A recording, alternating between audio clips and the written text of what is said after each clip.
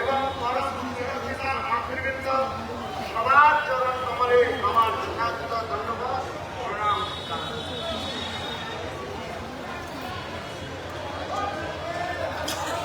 আমরা গুরু বৈষ্ণবগণের আনুগত্যে এই ব্রজা 84 ক্রোশ পরিক্রমা করতে করতে আমরা যেখানে এসে উপস্থিত হয়েছি এই হলো দাউজি মন্দির। কি বললাম?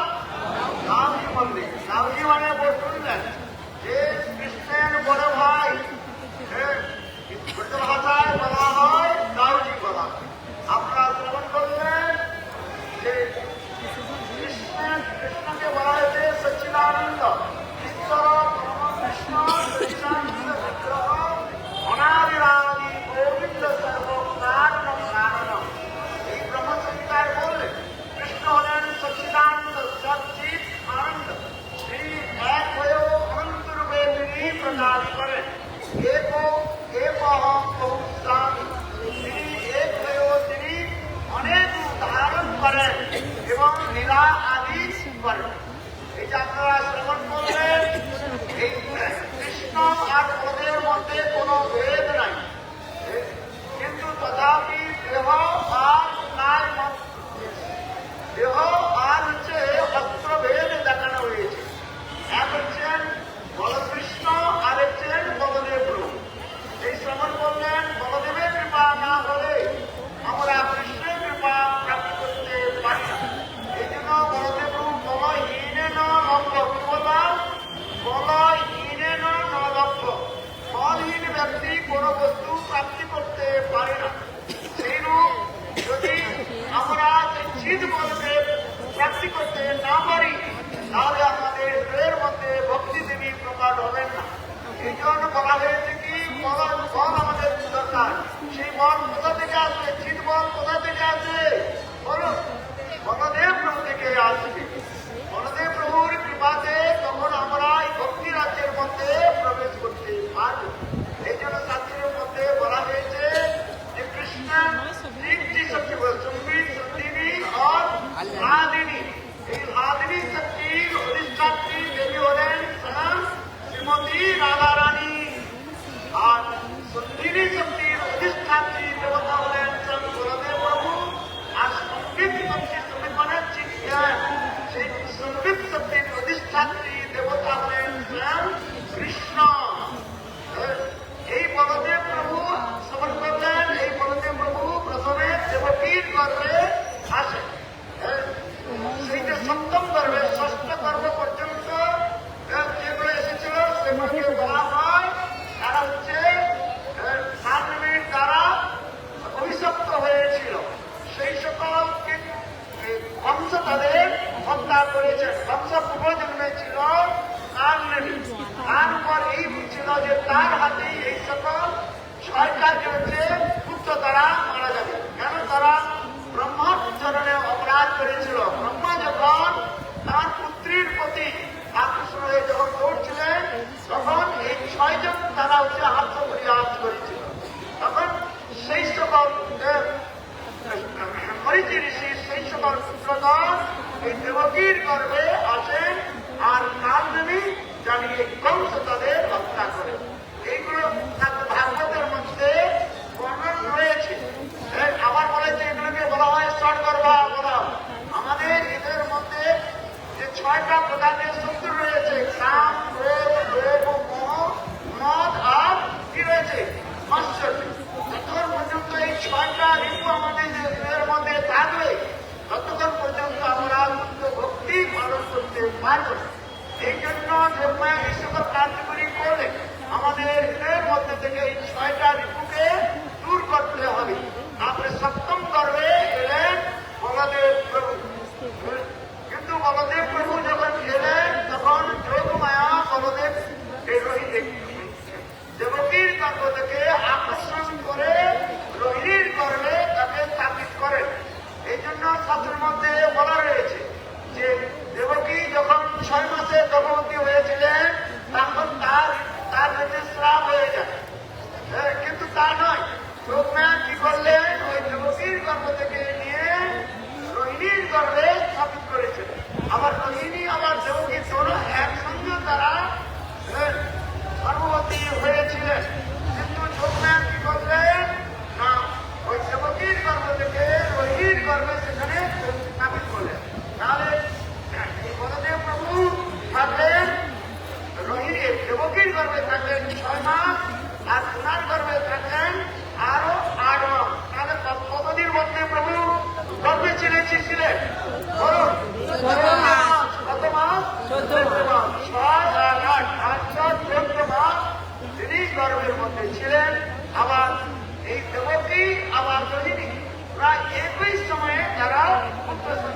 কেবলমাত্র 8 দিনের পার্থক্য রয়েছে।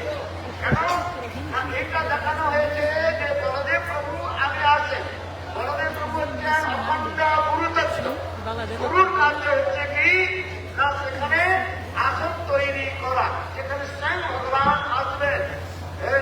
সন্ধিনী শক্তির কার্য হচ্ছে কি আসন তৈরি করা। যতক্ষণ পর্যন্ত প্ল্যাটফর্ম না তৈরি হয় তখন সেখানে ভগবান সফল হতে পারেন না। এই জন্য যোগমায়া ব্যবস্থা করবেন যে স্বয়ং দেবকীর গর্ভে কৃষ্ণ প্রকট হবে। তাই বলদেব প্রভু এসে সেখানে স্থাপন করলেন।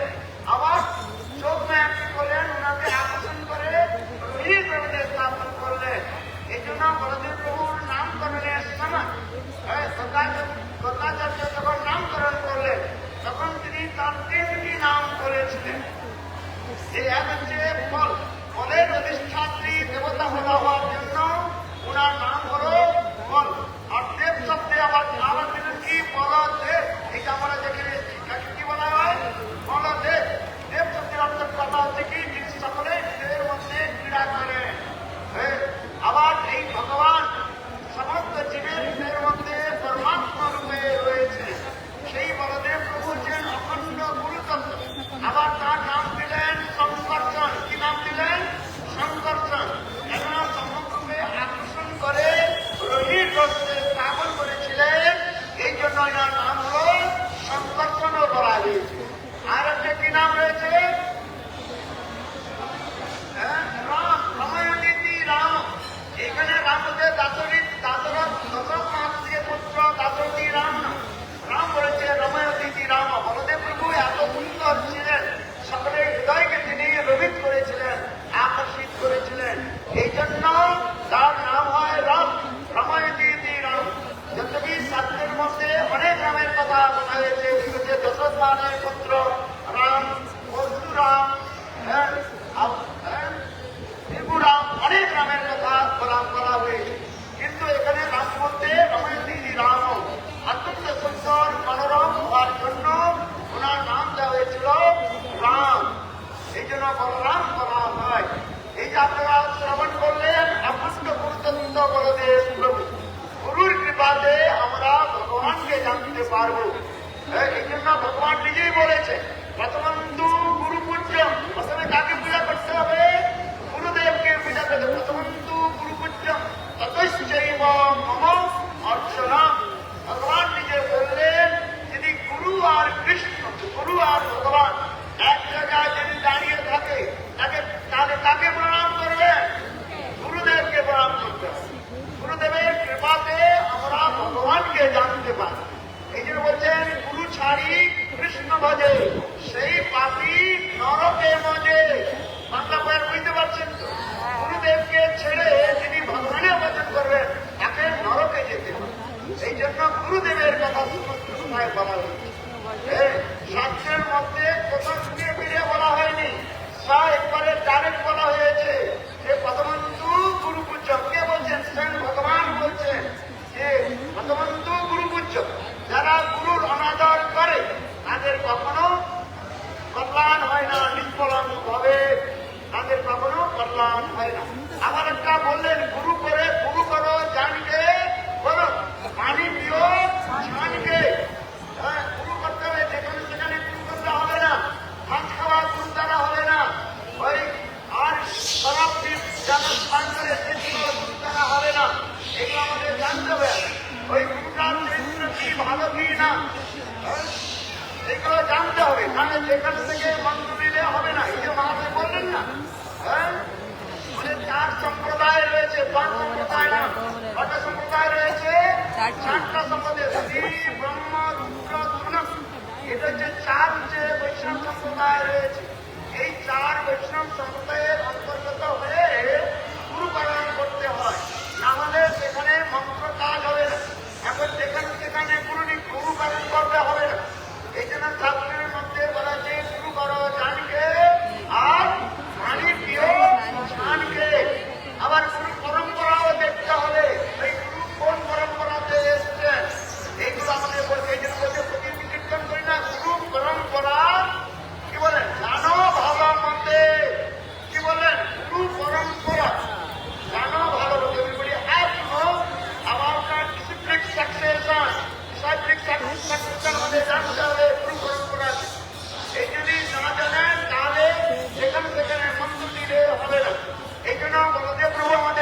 শিক্ষা দিলেন যে কিভাবে গুরুকে ভগবানের সেবা করতে হয়। গুরুর কাজকে হচ্ছে ভগবানের সেবা করা। গুরু শিষ্যকে কি দেয়? নিজের ভাবকে শিষ্যের মধ্যে অর্পিত করেন। যদি গুরু যদি সেবা না করেন তাহলে শিষ্য কি করে সেবা করেন? এই জন্য আমার গুরুদেব বলতেন, গুরু মেলে লাখ লাখ, শিষ্য মেলা ভাগ। আপনারা বুঝতে পারছেন তো কি বললাম? গুরু মিলে লাখ লাখ, শিষ্য মেলা ভাগ। আবার শিষ্য মিলে লাখ লাখ, গুরু মেলা ভাগ। মানে কি? এই জগতের মধ্যে গুরু শব্দ যে রয়েছে অত্যন্ত যে মহত্বপূর্ণ, এই শব্দটা রয়েছে। গুরু শব্দের অর্থ হচ্ছে ভারী, ভারী শব্দ বলা হয়। লঘু শব্দ একটা হচ্ছে লঘু, আর একটা হচ্ছে ভারী শব্দ বলা হয়। এই জন্য গুরু অত্যন্ত ভারী। তাৎপর্য কি? গুরু শব্দ অত্যন্ত মহত্বপূর্ণ শব্দ রয়েছে। গুরু মানে অন্ধকার, আর রু মানে প্রকাশ। যিনি আমার হৃদয়ের মধ্যে যে যতগুলো অন্ধকার রয়েছে, কাম, ক্রোধ, লোভ, মোহ, মান, মাৎসর্য, যত প্রকারের অনর্থ রয়েছে, অনুক্রম, হৃদয় দুর্বল, অপরাধ, অসৎ তৃষ্ণা, এগুলোকে তিনি দূর করতে পারেন। তাকে বলা হচ্ছে গু। অন্ধকারকে দূর করতে হবে। গু মানে প্রকাশ। প্রকাশ কি দেবেন? তিনি কৃষ্ণ প্রেমা ভক্তি প্রকাশ করবেন। বলে কৃষ্ণ প্রেমা ভক্তি সেটা কি? যে গুরু সত্যি সত্যি শিষ্যের হৃদয়ের মধ্যে মন্দিরী ভাবকে প্রকট করতে পারেন, সেই গুরু হল সর্বোত্তম গুরু বলা হয়। বুঝলেন? এই জন্য গুরু শব্দটা অত্যন্ত যে মহত্বপূর্ণ শব্দ শাস্ত্রের মধ্যে বলা রয়েছে। এই বলদেব প্রভু আমাদের শিক্ষা দিলেন যে কৃষ্ণের কিভাবে সেবা করতে হয়। যদি কৃষ্ণ আর বলদেব প্রভুর মধ্যে কোনো ভেদ নাই, স্বয়ং কৃষ্ণই বলদেব প্রভু নিকট বলদেব রূপে প্রকটিত হয়ে তিনি আমাদের শিক্ষা দিলেন গোবিন্দের কিভাবে সেবা করতে হবে। এই মহারাজ বললেন না, বলদেব প্রভু কৃষ্ণের কয় প্রকার সেবা করেছেন বলুন? আরে দশবিধ সেবা, অনেক তো সেবা রয়েছে। তথাপি শাস্ত্রের মধ্যে বলা রয়েছে বলদেব প্রভু কৃষ্ণের কত প্রকার সেবা করেছেন? দশবিধ সেবা, 10 প্রকারের আসন, বসন, ভূষণ, পাদুকম, এমনকি কৃষ্ণের যে ওই উপবিদ রয়েছে বলদেব প্রভু ছত্র, ছাতা রূপে তিনি বলদেব কৃষ্ণেরও তিনি সেবা করেছেন। এই জন্য আমাদের শিক্ষা দিচ্ছেন যে গুরু পাঠের কার্য হচ্ছে তিনি কিভাবে কৃষ্ণের সেবা করেন। আবার সৃষ্টি কার্যের মধ্যে দিয়ে তিনি আবার সেবা আদি করেছেন। যাতে বলা যে বলদেব প্রভু তিনি হয়েছে সংকর্ষণ, পুরসংকর্ষণ, তারপরে কাণ্ডকসাই, গর্ভসাই, ক্রীড়কসাই, আর হচ্ছে শেষ রূপে তিনি সেবা আদি করছেন। এই জন্য বলদেব প্রভু 4 রূপে তিনি সেবা আদি করেন। আবার তিনি সৃষ্টি কার্য, আবার রসরূপেও তিনি সেবা আদি করছেন। আবার তিনি রসরূপে কিভাবে সেবা করছেন? আনন্দ মঞ্জুরি রূপে তিনি, আবার তিনি রাধারানীর সেই সেবা আদি করছেন। আমাদের শিক্ষা দিচ্ছেন যে সত্যি সত্যি যদি রাধারানীর সেবা প্রাপ্তি করতে হয় তাহলে আনন্দ মঞ্জুরির আনুগত্যে আমাদের সেবা আদি করতে হবে। এগুলো ভক্তিবিনোদ সপ্তম গোস্বামী, ভক্তিবিনোদ ঠাকুর আনন্দ মঞ্জুরি বহু সুন্দর মহিমা বর্ণন করেছেন। এই জন্য বলছেন যে আনন্দ মঞ্জুরি আনুগত্যে আপনারা শ্রবণ করলেন সেই রাধা কুণ্ডের যে মধ্যস্থলে যে কুণ্ডী রয়েছে, কুঞ্জ রয়েছে, তাকে বলা হয় সানন্দ সুখদ কুঞ্জ। রাধা কুণ্ডের 8 দিকে অষ্টসখীর কুঞ্জ রয়েছে, আর মাঝখানে রয়েছে আনন্দ মঞ্জুরির কুঞ্জ, যাকে বলা হয় সানন্দ সুখদ কুঞ্জ। ভক্তিবিনোদ ঠাকুর বহু সুন্দর রূপে বর্ণন করেছেন। এই সকল কথাগুলো আমাদের জানতে হবে। সেবা আমাদের করতে হবে, সেবাই পরম ধর্ম। কিন্তু একটু কথা বলবি, সময় হয়ে গেছে। এখন কি হচ্ছে জানেন? গুরু মিলে তো সদ্গুরু তো মিলে যাবে, কিন্তু কলিকালের সেবক মিলা বহু কঠিন। আমার গুরুদেব বলতেন সেবা তিনি গুরু করতে পারবেন যিনি গুরুর হৃদয়কে জানতে পারেন। যিনি গুরুর হৃদয় জানতে পারেন না, তিনি ঠিক ঠিক রূপে সেবা করতে পারেন। গুরু বললেন জল নিয়ে আসো, শিষ্য কি জল নিয়ে আসবে? গুরু চাইছেন যে একটু গরম জল পান করবার, আর শিষ্য নিয়ে হাজির হয়েছে কি ঠান্ডা জল। গুরু পান করবে, এটা সেবা হলো কি হলো না?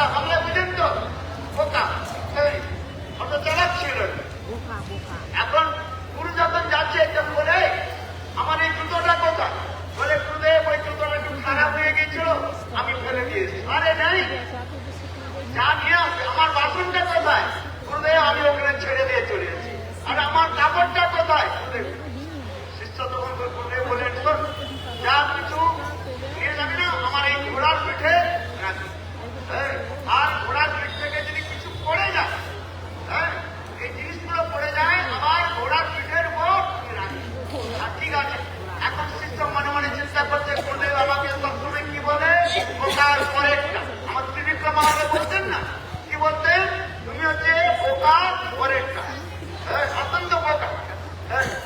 এখন কি বলছেন, এখন গুরু আর শিষ্য দুই দিকে চলছে।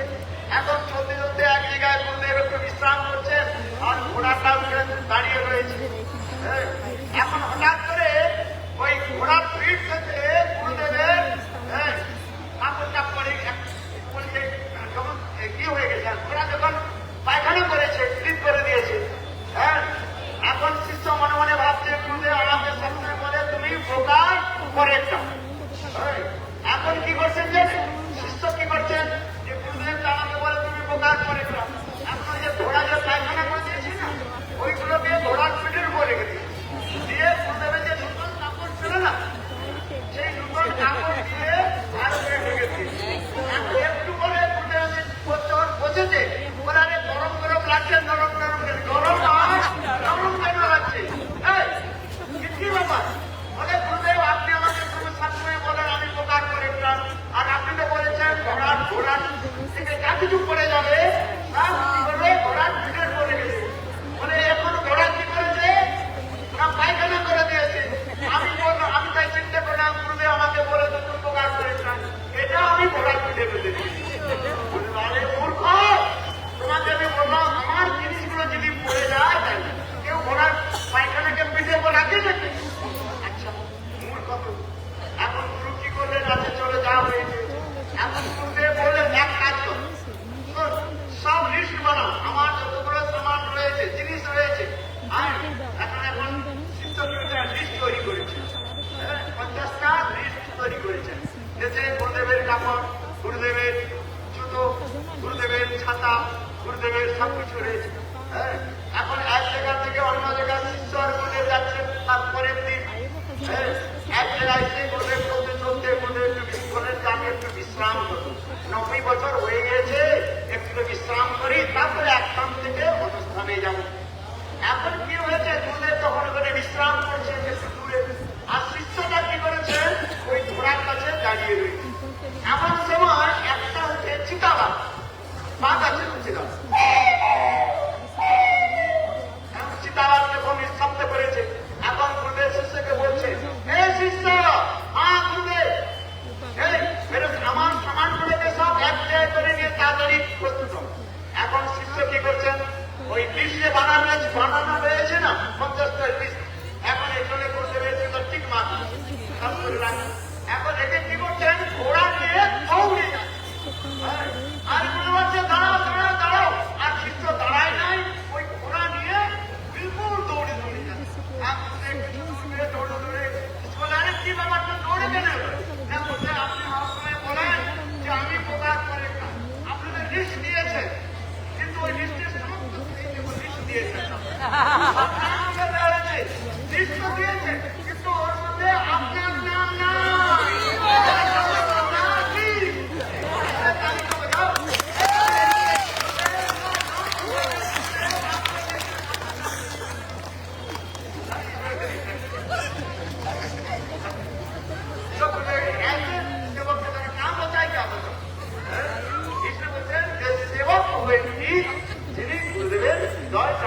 বুঝতে পারেন গুরুদেবের সেবা দিতে, এই জন্য আমাদের বলদেব প্রভু কৃষ্ণের সমস্ত কিছু ভাবনা জানেন।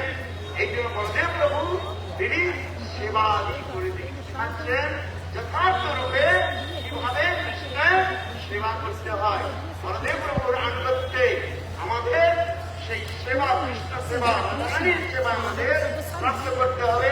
আর এখানে দেখলেন ওইদিকে পিছনের দিকে কি রয়েছে, কি দর্শন করলেন, রেবতী, তিনি ওইখানে ওইদিকে রয়েছে, লজ্জা যাকে বলা হয়, তিনি ওইদিকে রয়েছে।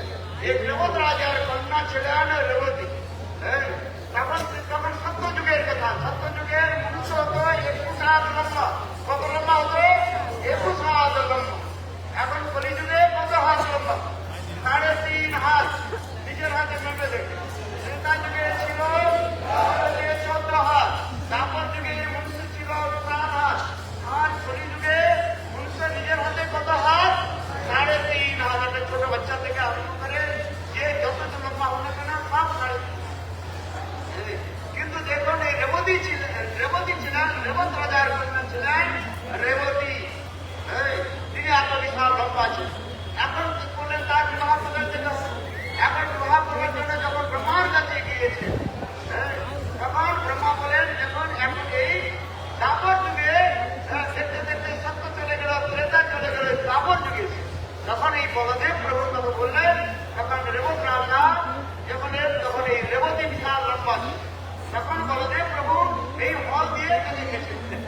তখন তার সঙ্গে বিবাহাদি করলেন।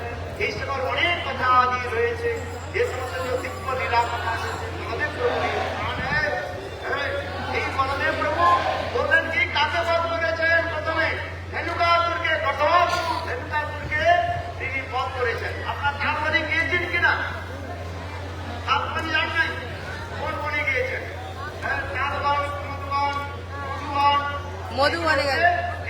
মধুবনে গেছে। তার বনে বলদেব প্রভু এই ধেনুকাসুরকে বধ করেছিলেন। একে বলা, এই জন্য ওই ধেনুকাসুরকে বলা হয় কর্দমাসুর। আবার বললেন কি তিনি আমার হচ্ছে একে বধ করেছেন, কে বলেন? টিভির বানরকে তিনি বধ করেছেন। ওই রামচন্দ্রের লীলার সময় টিভির বানর রামচন্দ্রের অনেক সেবা করে। এখানে অনেক শিক্ষণীয় বিষয় রয়েছে। রামচন্দ্রের অত্যন্ত সেবক ছিল ত্রিবিধ বানর, ত্রিবিধ, যার বিচার ছিল ভেদ ছিল। ভগবান আর তার যে সেবক রয়েছেন তার সঙ্গে যারা ভেদ করে তাদের বলা হয় ত্রিবিধ। এই ত্রিবিধ বানর রামচন্দ্রের প্রচুর সেবা করতেন, কিন্তু লক্ষ্মণের সঙ্গে অখণ্ড গুরুতত্ত্ব লক্ষ্মণের সঙ্গে তিনি বিরোধ করতেন। রামচন্দ্র বললেন তুমি এইভাবে করবে না, একটু লক্ষ্মণ হচ্ছে আমার ছোট ভাই, আর দুসরি কি হচ্ছে লক্ষ্মণ হচ্ছে অখণ্ড গুরুতত্ত্ব। এই যে বলছেন কেউ গুরুকে মানে ভগবানকে মানে না, কেউ ভগবানকে মানে গুরুকে মানে, বলে দোনেই পাষণ্ড হয়। তাহলে দিন দোনো গুরু এখানে টিভির বানর গুরু হয়। বলদেব গুরু সেবা করলো, ভগবানের সেবা করলো, কিন্তু সুখ দিয়েছে। ভগবানের সেবা করেও যারা গুরুর নিন্দা করে, অখণ্ড গুরুতত্ত্ব লক্ষ্মণের নিন্দা করে বা বলদেব প্রভু নিন্দা করে, তাদের দুর্গতি হয়ে যায়। এখানে ভগবান রামচন্দ্র সবকে নিয়ে গেলেন, কিন্তু ত্রিবিধ বানরকে নিয়ে তারপরে যখন রামলীলার পর যখন কৃষ্ণলীলা হলো, তখন এই কৃষ্ণলীলাতে ওই লক্ষ্মণ বলদেব প্রভু হয়ে গেলেন। আমার বলদেব প্রভু হয়ে এসে তিনি এই ত্রিবিধ বানরকে বধ করেছিলেন। এই জন্য আপনারা কখনো গুরু নিন্দা বৈষ্ণবের নিন্দা করবেন না। গুরুদেবের আনুগত্যে সবকিছু ভোজন করবেন। বলে অনুকাত্য পূর্বানুগত্য। এই জন্য প্রাতঃকালে গুরুদেবের মহিমা বর্ণন করতে হয়। সংসার দাবা নল নীললোক প্রাণায় কারুণ্য ঘন গণয়ত্ত রক্তস্য ফলম গুণানবভস্য বন্দে গুরুশ্রী চরণারবিন্দ। এই জন্য গুরুদেবের মহিমা বলেছে। রাষ্ট্রকে বিশ্বনাথ চক্রবর্তী পাঠ বলেছেন, যদি ওই গুরুদেবের আনুগত্যে গুরু নিষ্ঠা থাকে, এই মৃত্যুর পর এই শরীর ছেড়ে দেওয়ার পর জনযন্ত্র এবং এই শরীর ছাড়ার পর সাক্ষাৎ রূপে তিনি গোলক বৃন্দাবনে রাধা গোবিন্দের সেবা প্রাপ্ত করবেন। এই বলতে আমাদের বিশ্বনাথ চক্রবর্তী আশীর্বাদ দিয়েছেন। এই গুরুর আনুগত্য, গুরুর সেবা ছাড়া অন্য কোন দ্বারা ভগবানকে পাওয়া যায়। এই জন্য আমাদের দেবালয়তে পৌরমঠে লেখা রয়েছে, যত সেবা রয়েছে সবচেয়ে সেবা হলো কি গুরুদেবের সেবা। গুরু সেবা ছাড়ার কথা সংসারে কিছু না। এই জন্য আমাদেরকে কি করতে হবে? গুরু সেবা করতে হবে। একটা হচ্ছে লোক সেবা, আর একটা হচ্ছে বাণী সেবা। বাণী সেবা, বাণী সেবার কথা সর্বত্র প্রচার হয়েছে।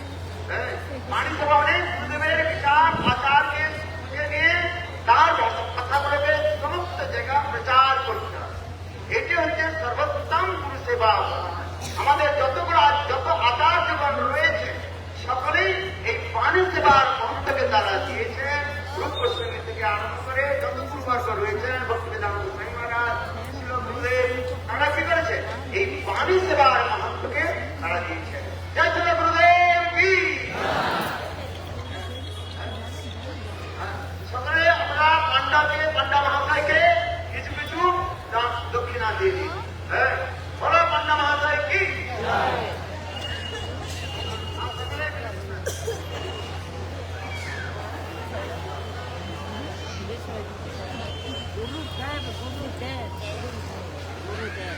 বাংলা তো শিখিয়ে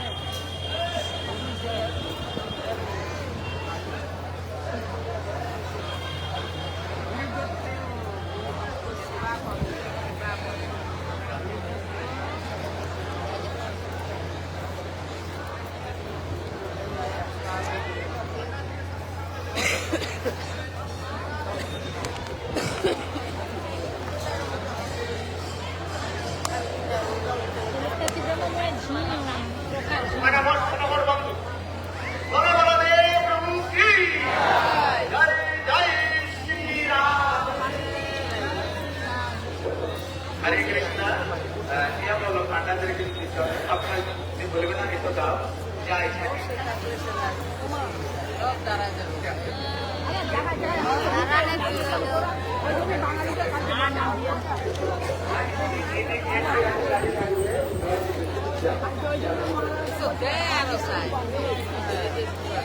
হ্যাঁ